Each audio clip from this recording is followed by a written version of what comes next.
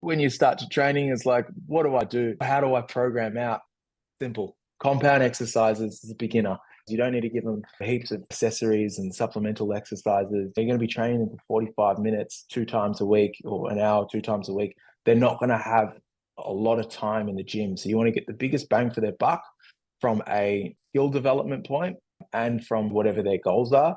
And you want to put their goals at the front of the program. But in the same sense, you've got to also speak to your client and break down exactly what it is they want. Like they can turn around and say, I want to get my arms bigger. It's like, cool. You want to get your arms bigger, but at the expense of what? Do you want to get your arms bigger at the expense of not being able to squat and not being able to hinge? You can still put arms in there, but you've just got to be very careful with your time, because time's probably the biggest barrier that we have as coaches to make sure that we're getting everything we can in that one program.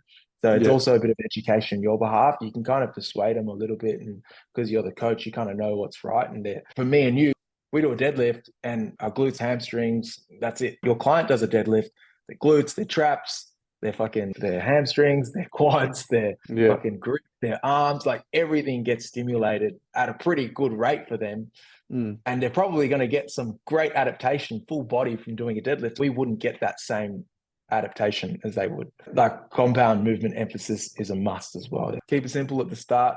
Anything that's going to make you be able to hone in on that movement pattern, keep it simple. Like you don't need to give your client straight away a Zercher or front squat, because the mechanics of those exercises, Zercher maybe hit and miss, but the mechanics of a front squat or a dragon squat is too much at the start. Keep it simple. Your deadlifts, your fucking squats, your overhead presses and all that. And then we want to make sure that we're using a linear progression model. All right. So meaning that we go up, gradually every single workout.